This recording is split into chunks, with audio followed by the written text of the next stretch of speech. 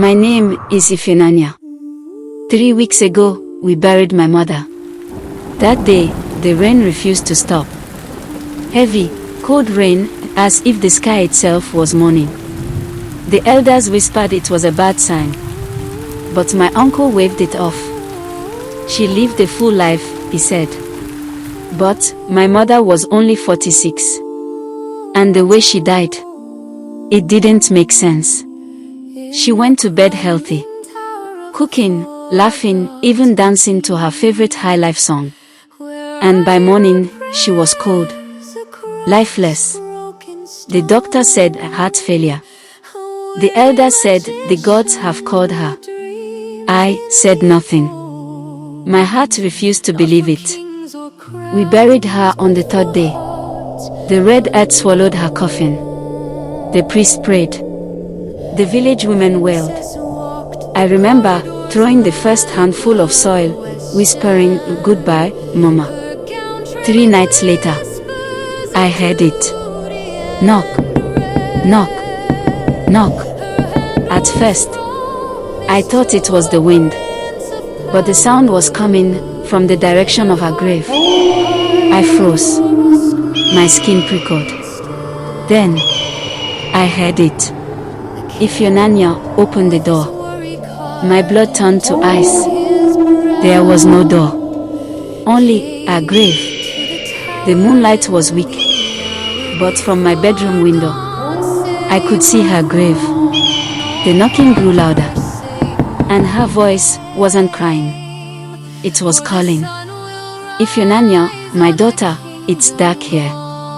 I wanted to scream. But my voice was trapped in my throat. My whole body trembled. My knees felt weak. My head was burning. I ran to my uncle's room, shook him awake. "Uncle, please. Mama is..." He slapped my hand away. "Ifunanya, don't you ever speak of that again." His eyes were bloodshot. "She's gone. Sleep."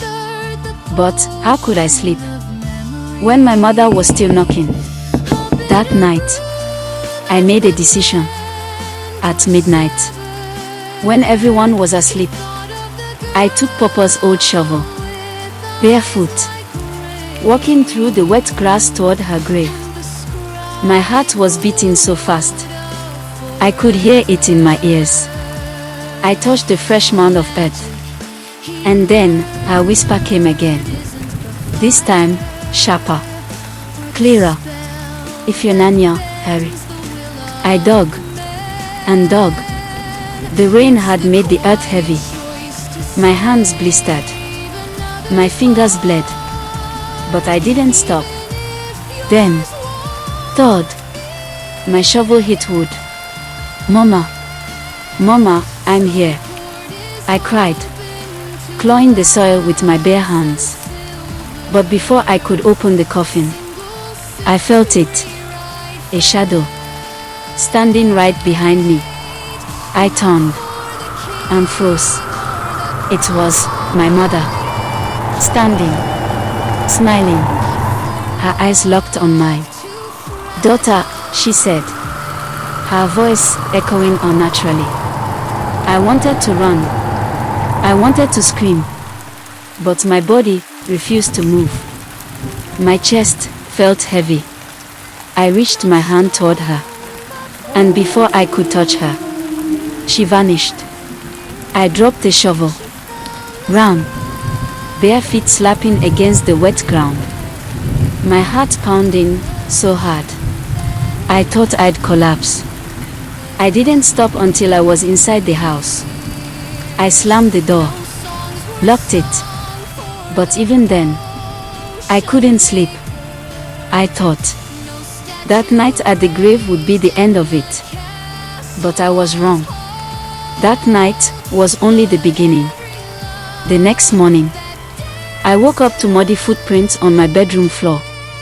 Not just one or two. A trail, leading from my door, all the way to my bed. They were wet, red soil from the grave. The smell was heavy. I knew it wasn't a dream. I ran to tell my uncle, my voice shaking. But when I told him, his face went pale. He didn't shout this time. He just walked into his room and locked the door. That night, I heard the knocking again. But this time, it wasn't coming from the grave. It was coming from inside my room. And then, I heard it. Breathing. Heavy.